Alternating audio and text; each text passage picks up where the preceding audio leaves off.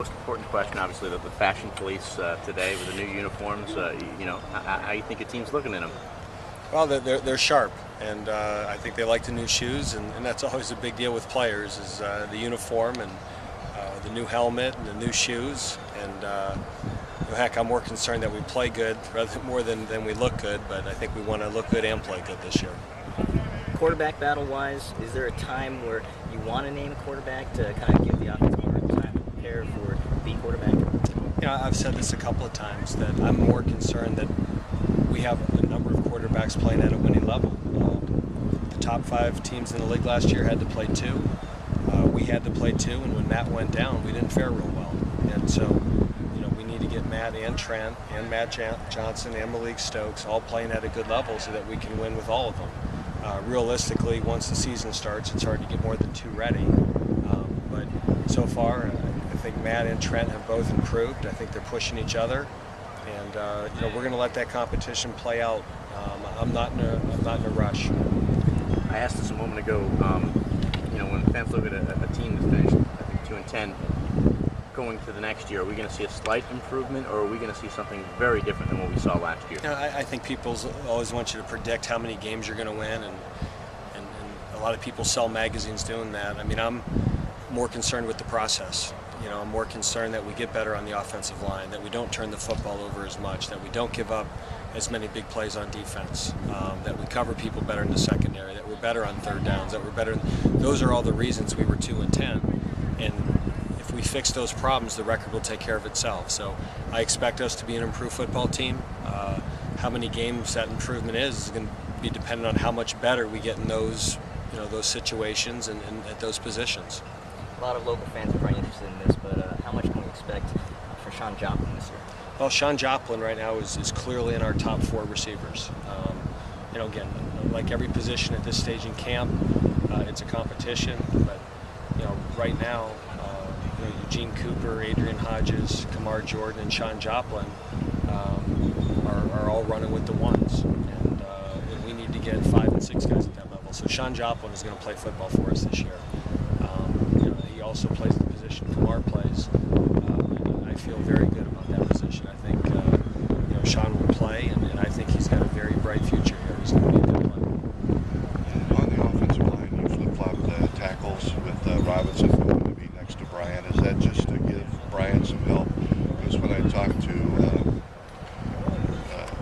Russo's, where I heard him say that Chip really helped him last year, is that the reason you made that switch? Well, it's a little bit of a longer story. Ben Boychuk was hurt all last year. At the end of the season, he got surgery. We didn't have him all spring.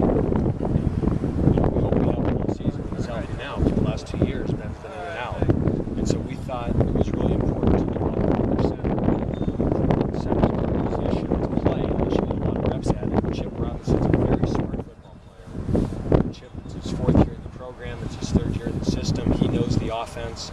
If Ben were to go down, probably Chip is the guy who will play at center. And by moving Chip to center, we got Dominic Fluellen and Jordan Russo's playing together all last spring. So they went through 15 practices together. They're double teams together.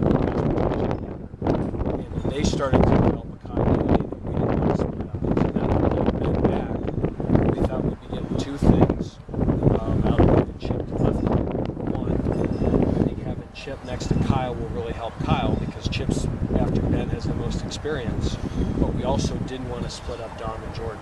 Those 2 played together for 15 practices. I saw those guys really getting better together.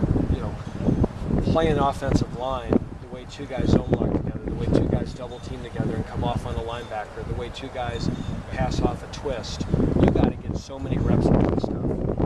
I just think all that learning curve that Dominic and Jordan got together in the spring, we were really happy with how those 2 were playing together, so we just wanted to leave that right side alone. How is this offensive line different when you have Ben at center? I mean, the improvement is night and day, I assume. It's night and day. I mean, Ben Boychuk is probably our best, most talented offensive lineman. It's probably been that way for 3 years. And, when you take him out of the lineup, we're not as good. Now, we've got to be prepared because anybody can get hurt. And last year when he went down and he wasn't at full strength, I mean, it hurt us. I think if we had Ben there last year, he was the glue that really kept it together, and having him back makes us better right away. But in college football, you always have to be prepared for the what-ifs. I think we'll be better prepared for that this year than we were a year ago. But there's no question that we're a much better football team with Ben Boychuk.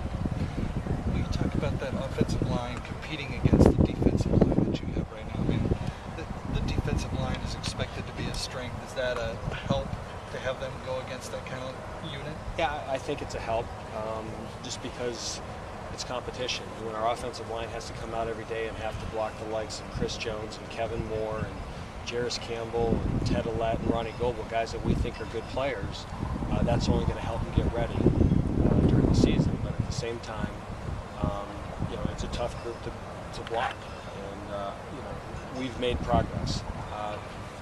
If that battle last season was the defense was winning 9-1, in the spring it was 7-3, it might be 6-4 now. So, we are making progress on the offensive line against our defensive line, and now we need that to carry over to the season. On the defensive line, though, another one of Dave's reports from earlier in the week, Kevin Moore has moved from tackle to end. How do you like that move, and what did you see to make it, I guess? Well, I think a lot of it is just trying to get your best football players on the field. Clearly, Chris Jones is one of our best football players. And I think Jarris Campbell and Ted Allett have really, now they're into their third year, they're redshirt sophomores. Those guys in the spring have really emerged and have become good players for us.